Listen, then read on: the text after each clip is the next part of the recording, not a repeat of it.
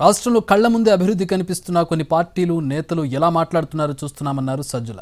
మీడియాను మేనేజ్ చేస్తే చాలని కొన్ని రాజకీయ పార్టీలు భ్రమంలో బతుకుతున్నాయని విమర్శించారు. అభివృద్ధి చేస్తూ చెప్పుకోవడం లేదంతే అన్నారు సజ్జల. 4.5 ఏళ్లలో ఆయన చేసింది గన ఇండిపెండెన్స్ తర్వాత మొదలైంటే బహుశా ఈ వేళకు మనం డెవలప్డ్ కంట్రీస్లో అడ్వాన్స్డ్ దీంట్లో ఉండగలిగే వాళ్ళం. జరగల ఓవర్ ది పీరియడ్ ఇవన్నీ మాటల వరకు పరిమితమైనవి.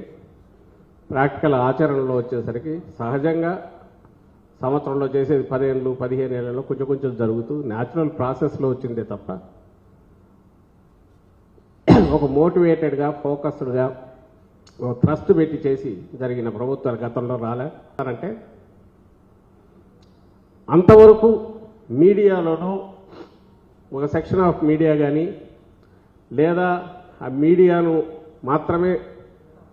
మీడియాను మేనేజ్ చేయడం ద్వారా మాత్రమే మన రాజకీయాలు నడుపుకోవచ్చనే ఇంతకాలం రాజకీయం చేసిన పార్టీలు లేదా నాయకుల వల్ల కానీ అవుట్ సైడ్ ది స్టేట్ చాలామందికి అదే పోతుంటుంది పిక్చర్.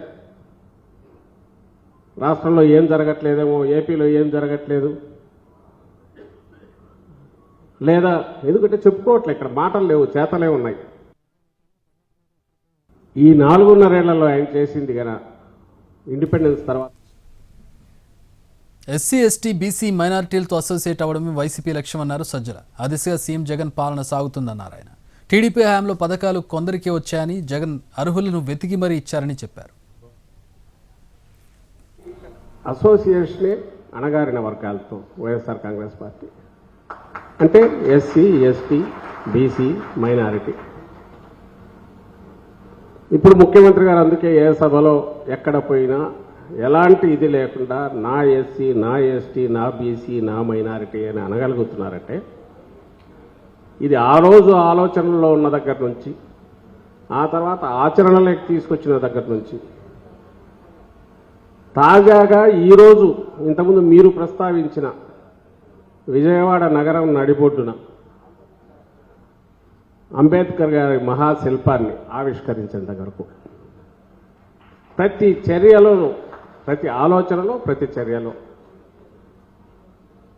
నేను ఎవరితో ఉన్నాననేది ఆయన ఎంత ఖచ్చితంగా చెప్తున్నారో, చిత్తశుద్ధితో నిజాయితీతో, దాంట్లో ఏ రాజకీయం కానీ లేదా వెరుపు కానీ లేదా సంకోచం కానీ ఏమీ లేకుండా ఆయన నిలబడ్డారు.